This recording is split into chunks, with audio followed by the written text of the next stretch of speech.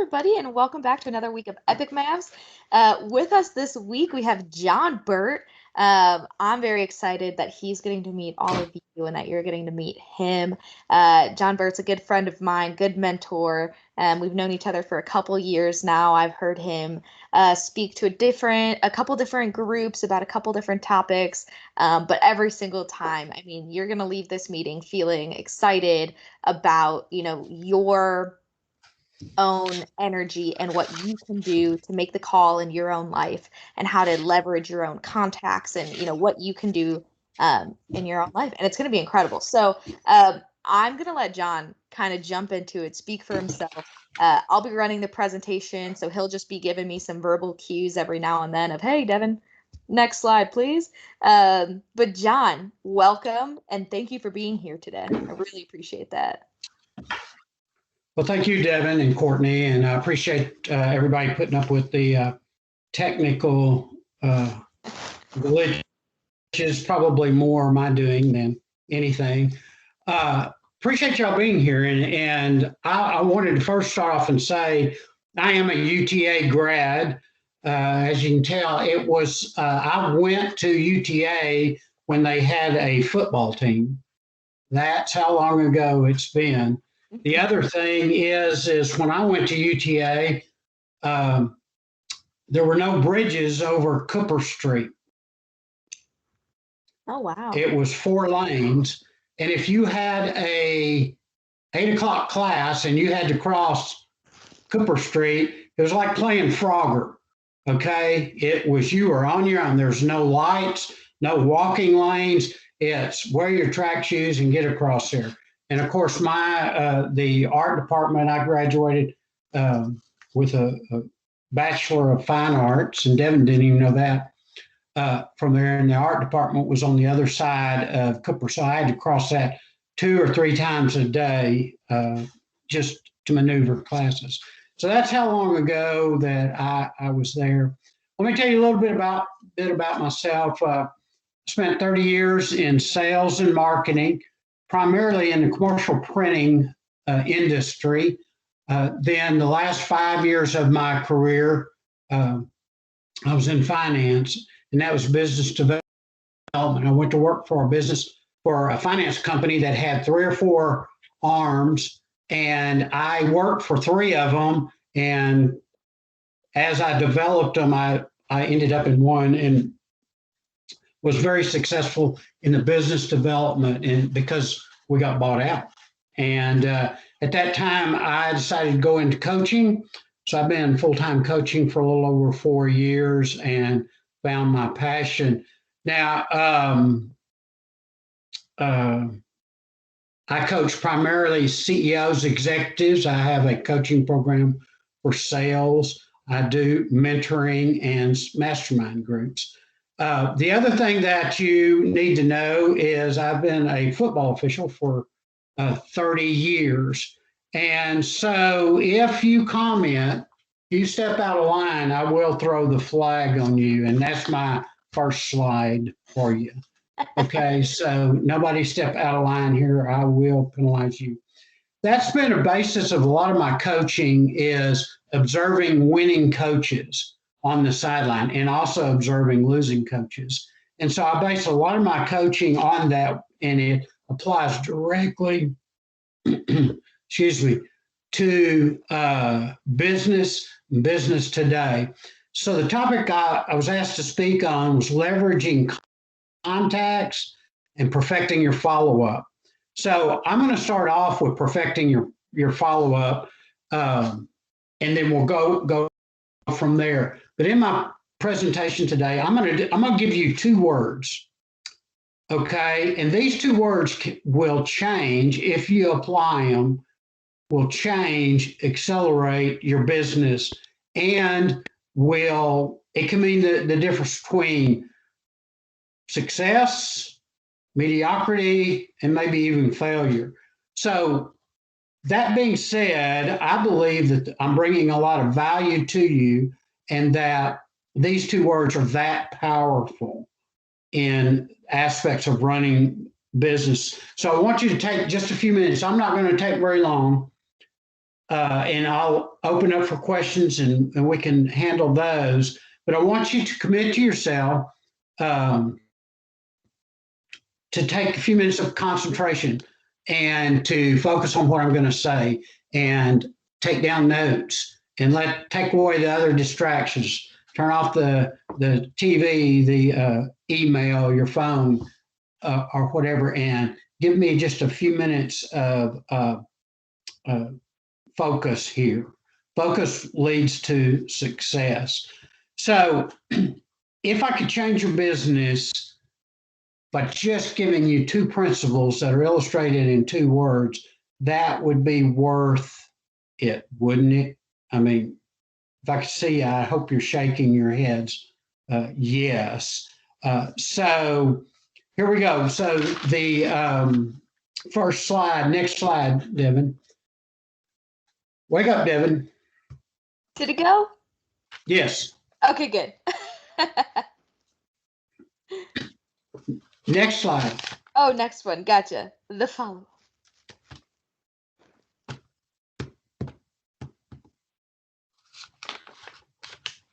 Are we good with this one, or should I click one more?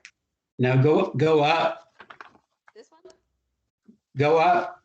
Go to the 3rd slide. That one. Thank you. Okay.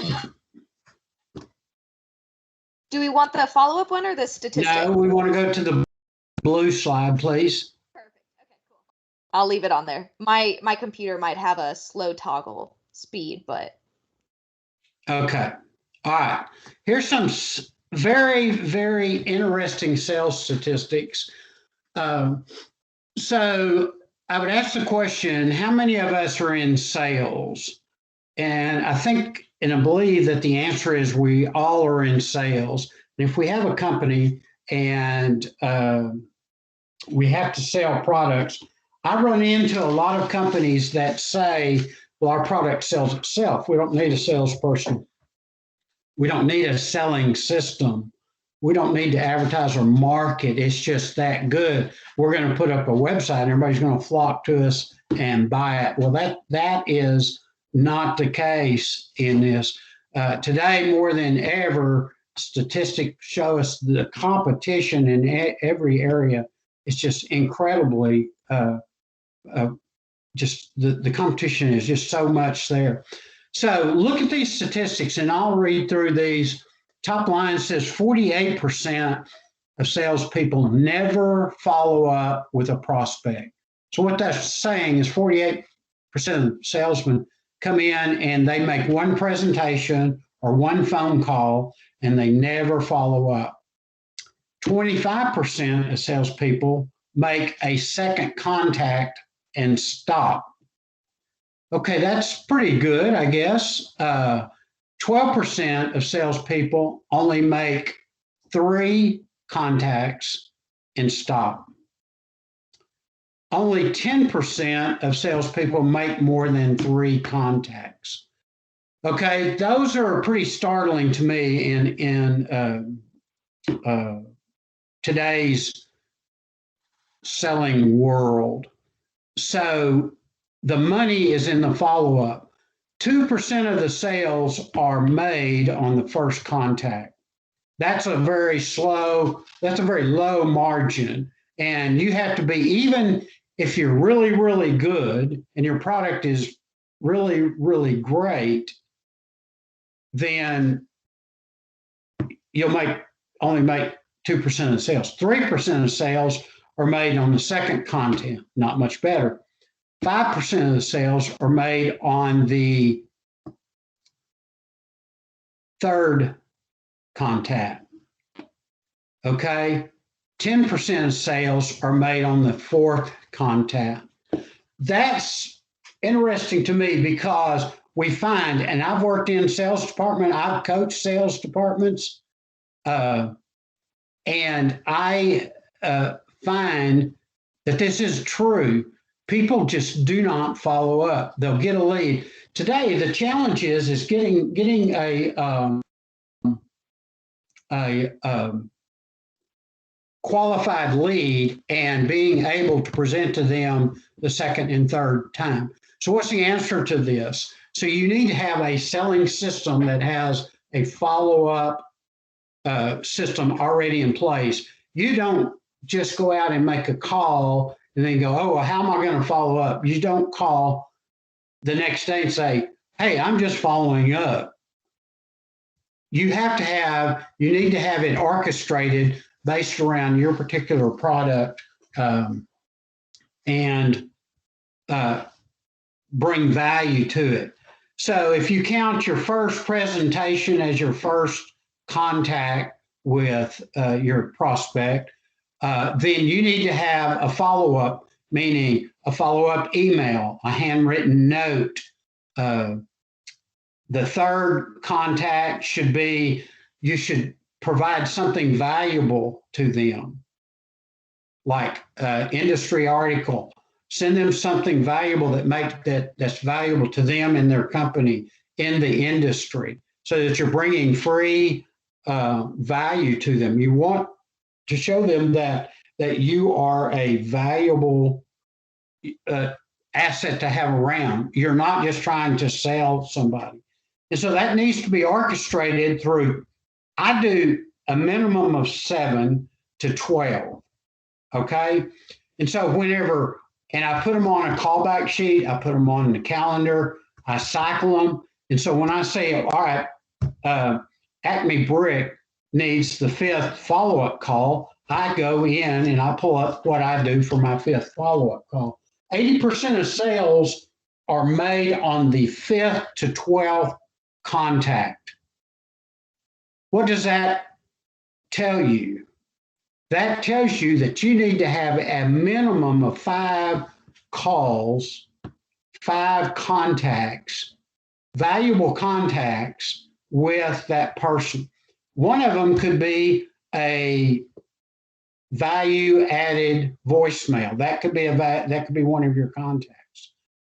You need to always present valuable information, industry article, trends, industry trends, latest, greatest news. One of them should be a fun fact or something. If the person's interested in sports, a sports article. If you, in your relationship building with the person, you find out some of their interests, and then you maybe send an article about the Dallas Cowboys, the Texas Rangers, the Dallas Stars. And so that is a contact. It means that you're building a relationship with them. Any questions on that or any observations? Hey, John, I actually Yes. I have a question, because I've heard you talk about that a couple times. So do you completely change your wording in between, like the 3rd follow-up to like the 6th follow-up? You know, are you bold every single time? Do you kind of, and I know you've said like sometimes you just send the article and it doesn't necessarily have the pitch in it. But can you talk about that a little bit more for how to keep people engaged but not turned off from it? Exactly.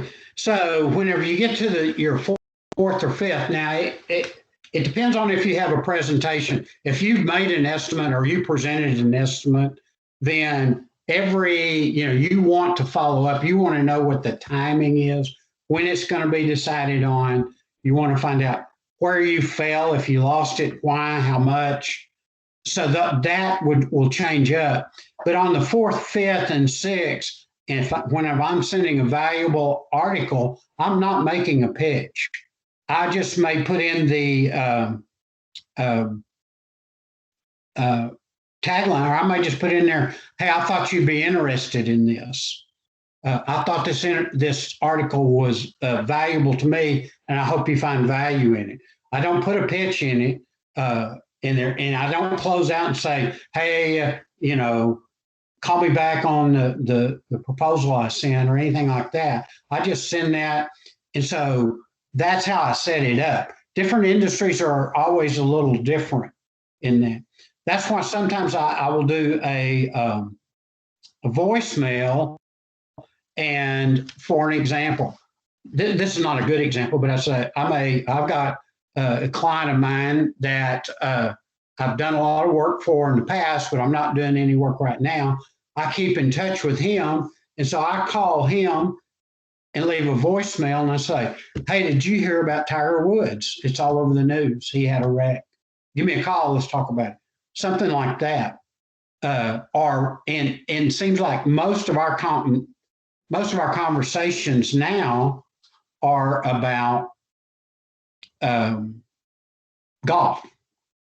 Well, I sent him a article about hiring the other day and basically said, hey, what do you think about this? Does this fit your, in your game plan for your organization? He just sent me a text back. I sent him an email. He sent me a text back. He says, man, I wish we could hire you right now, but we're on a wait. We've got a freeze on spending. Talk to me in 2 months. So that's it. I just tailor it. I have a basic format for all my follow-ups, but I change it to the situation, the company, and or what I'm selling. Does that make sense, Devin? Yes. Okay. Any other questions? How many have? I would need to say something, John, if that's okay. Sure. So I've been in nonprofit in this community for 20 years, and one of the things that we share or teach in fundraising is to have at least 7 touches, and that you're going to need to have 7 touches before they're going to donate or give to your organization. So this is very much in line with that, and this is very true. Because it's all about the relationship building. You're letting them know who you are and that you're trustworthy and that you deserve their support or whatever your angle is. But that's just another industry that I wanted to give the perspective from. Right. Yes. Very, very good. And I'll tell you what I will do is I use a paper form. Although I'm doing more online or using a CRM, but what I have is I will go through and I'll have on the top of the page the contact information, address, phone number, email, website, decision makers, who the players are in this company, any pertinent information that I need to know. And then I'll do 7 lines. I'll do 10 lines, and I draw a yellow highlight at 7. So at the 7th contact, I make a decision at that point on how I'm going to contact them from there on. Is it going to be a weekly? Are they warming up? Are they getting closer? Do I need to stay in contact? Or am I becoming a pest? And at that time, I may go to once a month. And so from 8, 9, 10, 11, 12 are spread out and not as often. There's some where I do quarterly. I'll send them news and information on what's going on in the industry or something like that. But it keeps my name, it keeps my company in front of them. Does that make sense? I don't believe that you need to contact them every week for 7 weeks.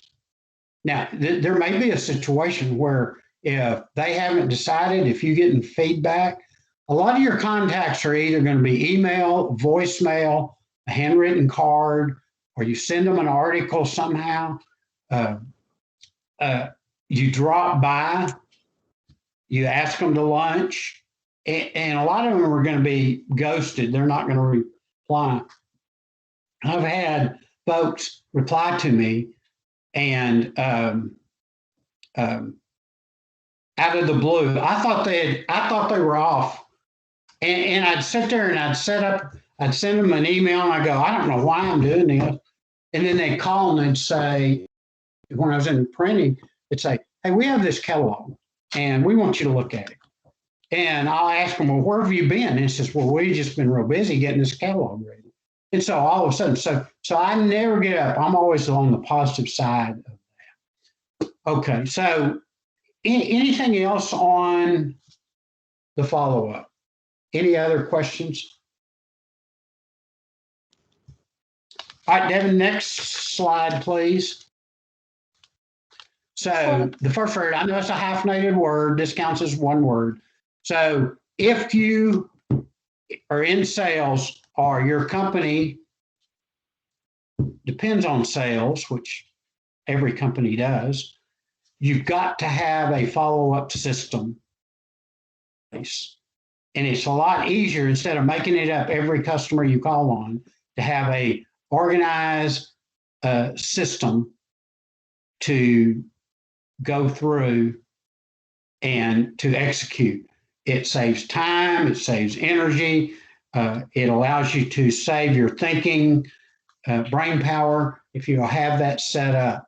I have 2 or 3 because I have a hit list, and then I have a farm club. The farm clubs are friends that I've developed over the year in different industries that I can call on. I approach them differently than I do my hit list. My hit list, I'm hard sell on them. Well, I've got a sales plan, and I'm driving them toward making it. I'm trying to drive them toward making a decision to hire me and my company. Okay. All right. Next thing, networking. I ran a networking group. So next slide, please. I ran a networking group for about 15 years. Movers and shakers of Fort Worth, high level owners, principals, CEOs, sales, VP of sales, and the word that how you become successful in networking is give, period. If you go to a networking group, or if you're a member of a networking group like this, we met every Tuesday morning, we ate breakfast. The primary purpose of that group was to give referrals to each other. Now, we were not a charity group, we were not a social group, we were not whatever. Did we do charity? We gave to, we would give to charities in the Fort Worth area. Did we do some social things? Yes. Did we play golf together? Yes. But our primary aspect of that group, our driving mission was to give referrals. And that was one of my most successful ventures as far as developing leads. It's a lot better when a good friend of mine tells his buddy that he needs my coaching for his company because the recommendation is so high. I will say this, and I will talk a little bit about networking groups. There's a lot of networking groups out there. You have to be sure and be careful about what type of networking groups you pick and choose them well, evaluate them. And what I do when I go to a networking group, I think that's how I met Amy, right? Didn't we meet in a couple of networking groups? I go and I look for ways to give to people in that group. So during introductions, I will make notes and I will look for a way to give information or refer them over. I'll set up a coffee with them so that I can find out more about them. And in this meeting here, you should take notes. If you can get a hold of any of these folks, I'll shoot out emails to those who I can find your emails about and just say, hey, thanks for listening to me and making the contact. And then if I get a response or some interest, guess what?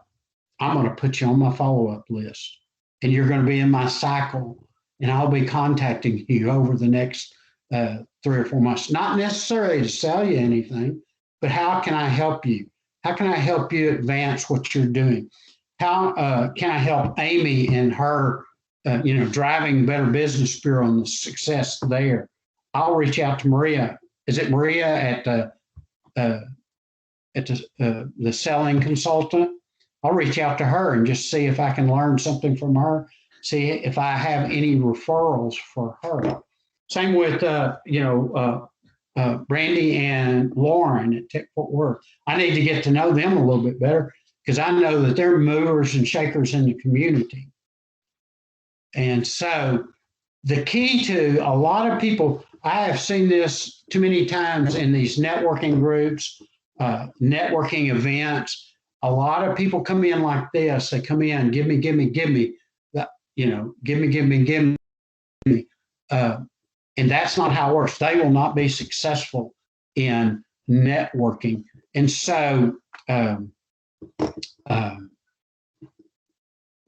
you go to these events, you need to have goals. If I go to an event I'm not familiar with, I don't know anybody there, I'll have a goal to get 1 to 3 contacts that I can at least follow up with.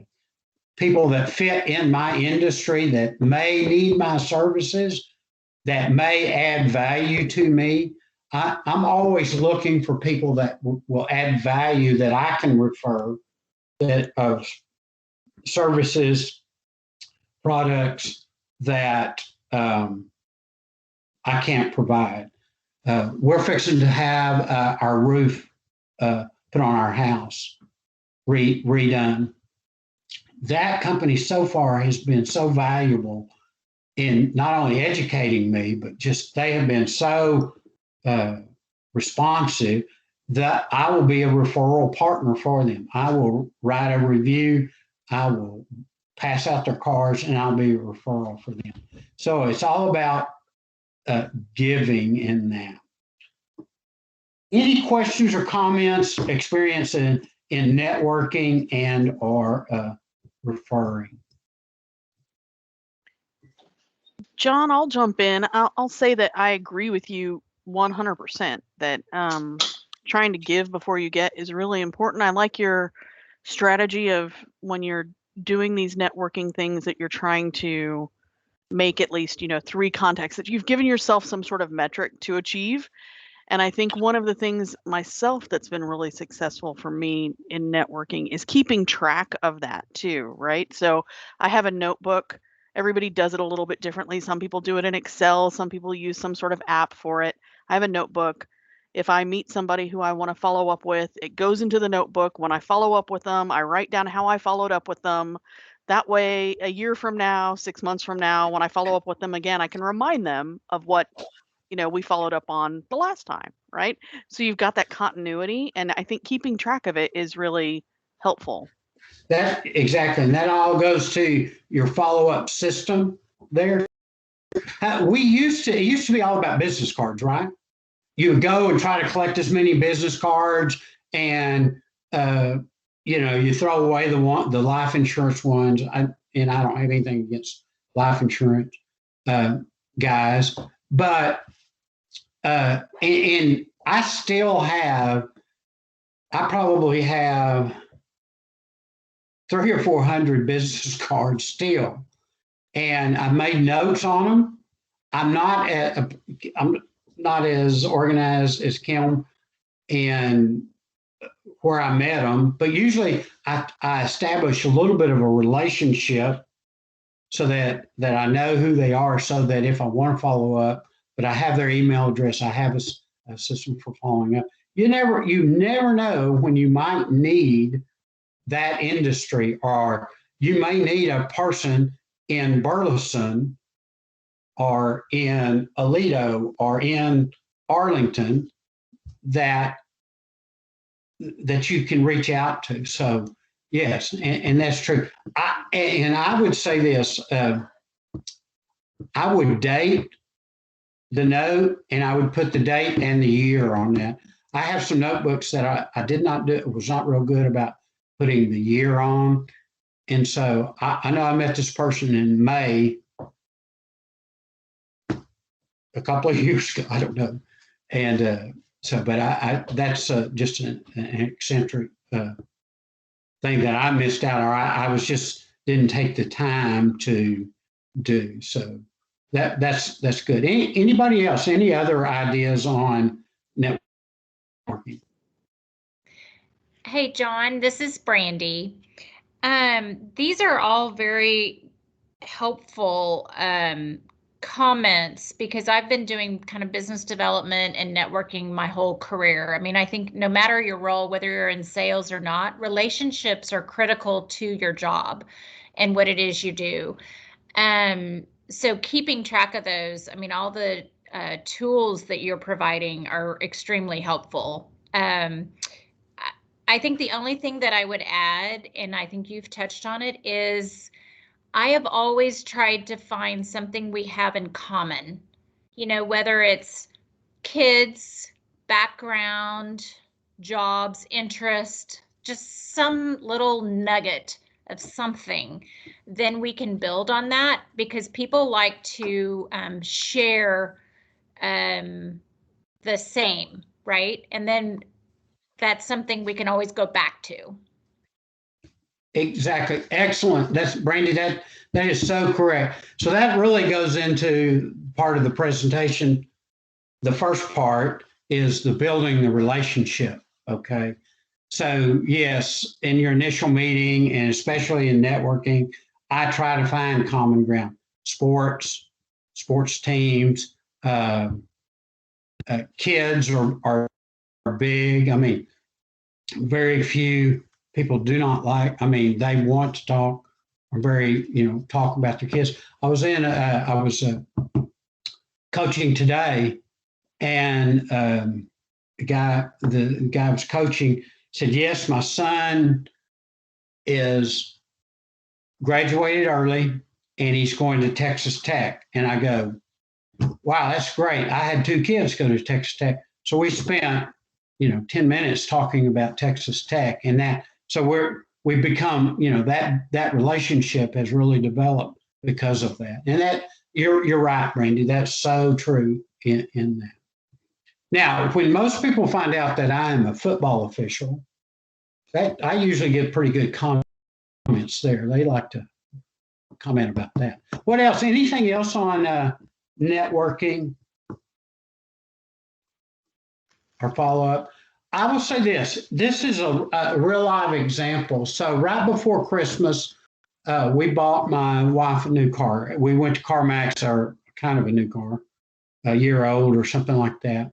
And so I bought several cars at CarMax. And we walk in, and a young sales lady approaches us. And so we sit down with her. And as a lot of you know, it takes a little bit of time. You got to pick your car out, and you work over financing, then you do the test drive, and then you drive something else. And now the good thing that this young lady did, the salesperson, she got my wife the exact car that my wife wanted. Exact. We test drove a couple of others, but when we got to that car, it was exact. My wife, when we were driving home, she said, "This is exactly what I wanted. This is perfect." I'm a happy guy. So here's the deal. If that so about a week later, about a week and a half later, I'm sitting there and I'm thinking, my wife got a new car. I kind of like to have a new truck. I'm kind of thinking, I wonder, I'd like to get a white one or maybe a dark blue. I'm thinking that. So if that salesperson would have followed up on us, said, "Hey, how's that car going? How's that?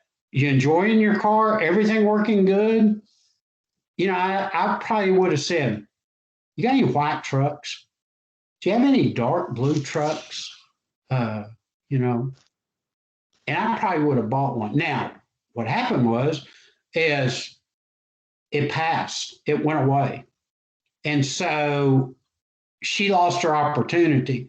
She had several, there was a time there where she could have probably sold me a car. She didn't ask for a referral for me to refer anybody else in my family who might be looking for a car. I would have gladly called my brother, my son. I said, hey, we just bought this car. You'd like Cindy Lou. She is a great salesperson. And so missed opportunity there. So that's what I am telling you is she was just going through the motions. She was taking care of business, but she could probably double her income and her sales if she would follow up with her prospects. Okay, Devin, go down to the next slide, to the last slide. And we did have a hand up from Scott. Did you have a comment you'd like to add? Hey, y'all. Sorry I was late getting on, and good to see everybody. And John, that's some spot on stuff. It's so funny that a couple of weeks ago, my boss sent me that blue slide that was the sales statistics. And I'm the head of sales for a company in Fort Worth. And, there's just pandemic frustration and just this day and age frustration on people getting back to you or not, probably on the or not side.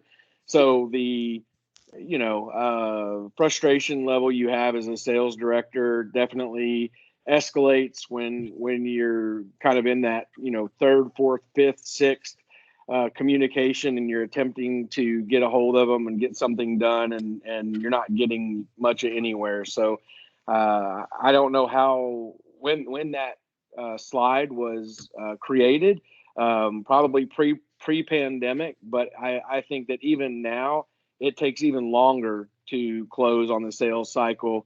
And I just wanted to encourage everybody not to get frustrated. And I'm not practicing what I preach. I get frustrated, trust me. But I mean, that's a very timely slide. Right. I would say this slide is about a year and a half old. So it's before the pandemic. I think the message is to have a system in place for follow-up, and so that your people, so that you are following up, because it's not going to happen.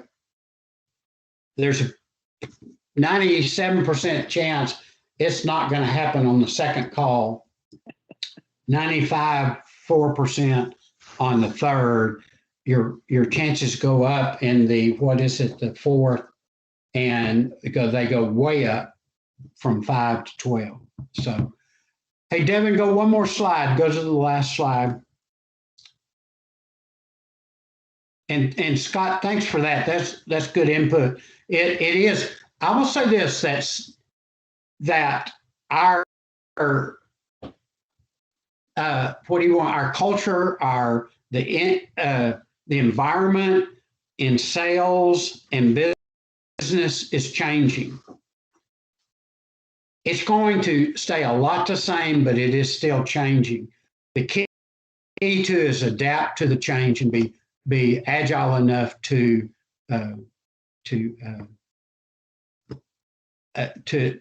adapt and make those and take actions. Sales, as much as it changes year to year, month to month, it still stays the same. There's a lot of work to be done. So there's my contact information, John Burt at Peak Performance Group. You can email me. You can call me. You can check out my website. If you want to touch base with me, I'd be glad to talk to you and answer any questions that I didn't cover. If you have any input, I'd love feedback also. But I appreciate the opportunity to talk to you guys. And if you have any other questions, let me know. Awesome. Thank you so much, John. Oh, you're welcome, David. Truly, thank you. I'm going to go grab that information from that last slide, and I'll post it in the group chat so that anybody who has access to the group chat, you can just save his information there. But yeah, thank you. John, I think it's really I- interesting that you brought up missed opportunities. That was one thing that Morgan mentioned during our last meeting, was how many people miss opportunities. Her big thing is you go to a networking event, whether it's in person or virtually, you're meeting people, you're connecting, you're in person, but you're not following up. So if you're not maintaining those connections, I'm not going to remember you from 2 or 3 months ago. I see you again and maybe you look familiar, but I'm not going to know the business you came from. I'm not going to know your background. I'm not going to remember anything about you unless you're visual to me. So I added in the comments to try and work on building connections online outside of LinkedIn. I know LinkedIn is so important for making business relationships, but connecting with people on a more personal level is going to help those relationships to grow. So find their Facebook pages, find them on Instagram, interact with them, and be visible to them while we're stuck at home.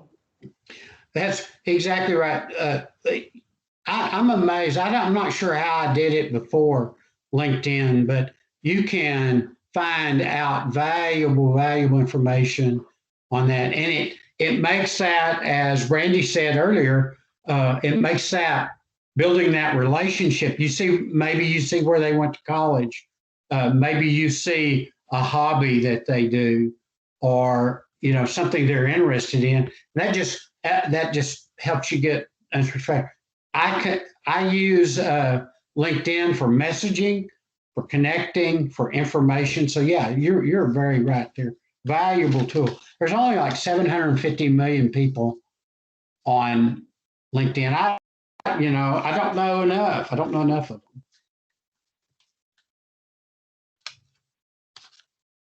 Does anybody else have any input on how you're maintaining or even meeting new people while we're stuck at home? No? Has anyone gone to a virtual networking event outside of EpICMavs? Oh yeah. So what was your experience with that? Was it valuable? Was it? I don't ever get me wrong. I think people are always kind and nice. There's no criticism of the people. There are a lot of people that I find go to those networking events just because they're lonely. And I think there are a lot of people who have been in the pandemic so long that that's their way of, that's their social, that's their social fun. And that's great. But there are a lot of us that are like there to expose our company, grow our brand. We are there to give and help out. And that is super, super important to give back. But at the same time, you can only hang out so long until you realize that you're giving and giving and giving, and there's no reciprocal giving. And so you got to move on to a different group, or try a different angle. But that was I ventured out. I went to Grapevine and virtually, and I just thought I'm going to get out of the city because I spent so much time in Arlington and now a little bit in Fort Worth. I thought I'm just going to change the view a little bit and see what else is out there. And I was, it was about what I thought it was going to be. There were some people that were in it for the give back as well and mutual networking, and there were a lot of people there that were really just there from a social perspective. So yeah, I would say, and I would agree with you, that there's some very good networking groups around. And then there's some very not so good networking groups around. So you need to be careful. Scott, what's your product or what's your company? I work for Gazova, and Gazova is a UTA founded company that now is in Fort Worth. We're in the moving, storage, and logistics business. And so we're very much like Uber is in pairing people who are out there looking for work that have trucks, trailers, all that kind of stuff through our technology, and finding them work, pairing them up with work that's out there. And so we add the element of storage and add some other unique elements around fleet management through the software and stuff like that. So it's pretty very unique and neat startup in Tarrant County. Hey, I might need to talk to you. I know a guy who has a finance company around transportation industry, and they primarily deal with smaller companies. Nice. They finance loads, and it's a very practical. Get my information and contact me, and let's talk. Will do. Thank you so much for that. I appreciate You it. bet. Great job. Right. See, you never know where your connections can come from. That's right. Abby, do you have your hand up? I do. So John and I met in a networking group, and I attend a lot of different networking groups, and it just depends on what you're looking for and what you're looking to get out and finding the right fit. I have several, if anybody wants connections to them. I also host my own every Wednesday afternoon that is open, so it's not seat protected or anything like that, and it's focused on trust and building trust, which is it's a BBB thing. But you don't have to be a member or an accredited business to be a part of the networking group. So I will send the link to Courtney, and then if that gets shared, I don't have a way to add anything in the chat. I don't have access to the chat. So I will send that to Courtney, but anybody is welcome. And if you want to talk more about networking or have a one-on-one, also reach out to me. I'm happy to help there too. Does that meet at your office? No, it's actually online. It's okay. All right. So, and that was the other thing I wanted to add. The benefit of online, in my opinion, as far as networking groups, I know it's different. It's not actually, shaking hands and spending face-to-face time, but there's no commute time. So you're able to hop on. But the biggest benefit to me is that on Zoom, everybody gets that chance to talk and be focused on. And so you get to go you go around the room in a networking group, but there's more of a chance in an in-person group to get missed. Whereas here you can save the chat and all their contact information and do that follow-up like John was talking about. So those are, to me, the benefits of the online part. Great. Is it Tristan? Do you have your hand up? Yes, that's me. I had a question for John. I want to hear about some of your favorite networking groups of all time. I will say this. I ran 2 networking groups over the last 30 years. I'm not running one now. Basically, the best, I think the most, is to build your own. And what I would do, and the most success I had in both of these groups, were what we did is we would meet on a regular basis. That's once a week. Breakfast is preferred, 7 to 8 o'clock, and have a time. Have a specific place you meet every week, and invite people you want to be associated with. So you want to have a CPA, probably a lawyer, commercial real estate guy, maybe a residential real estate person. But you only invite, you be the lead, and you only invite people that are movers and shakers. You don't want people to come in and be dead weight. You want people to come in and understand the purpose. Those are the most valuable groups I've been a part of.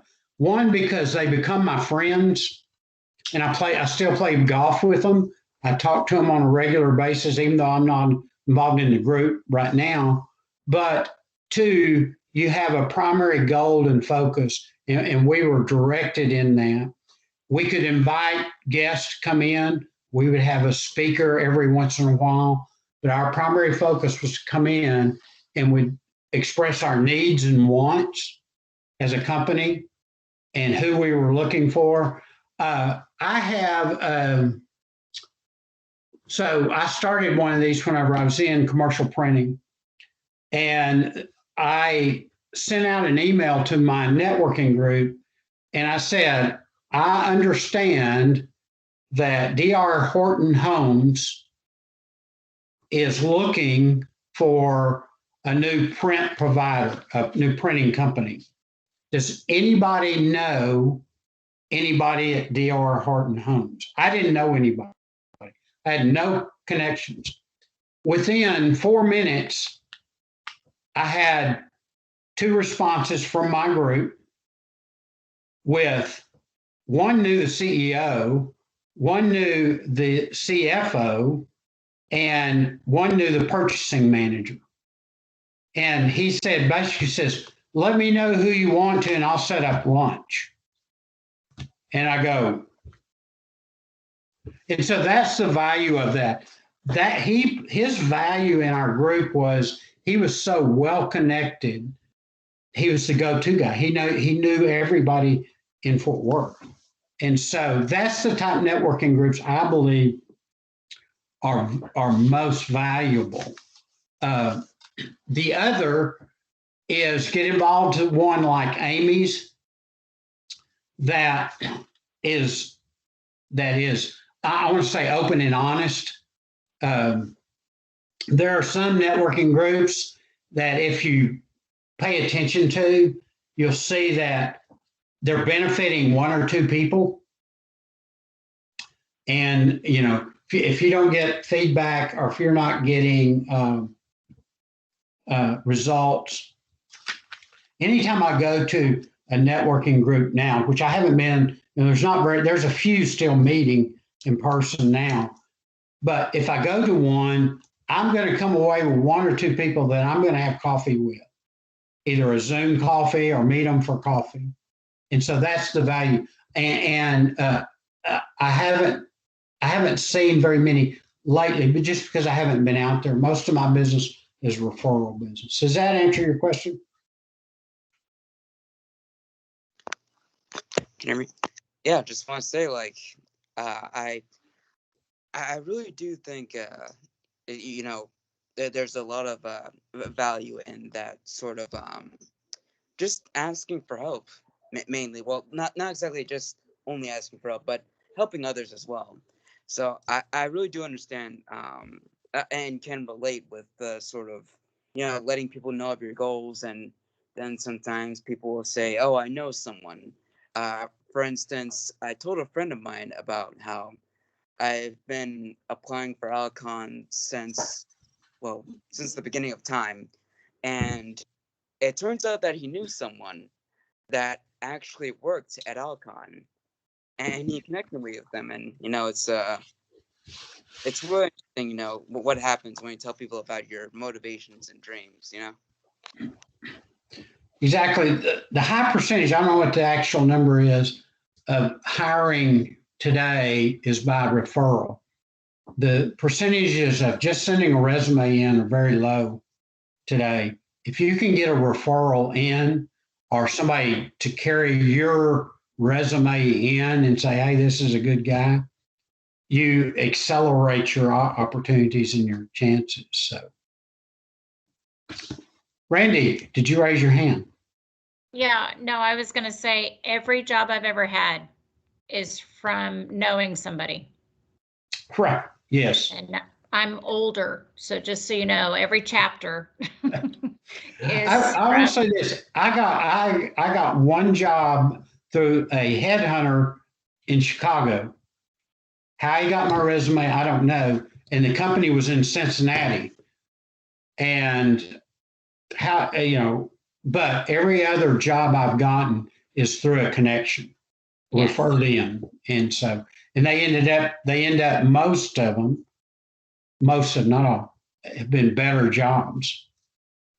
You know? Absolutely.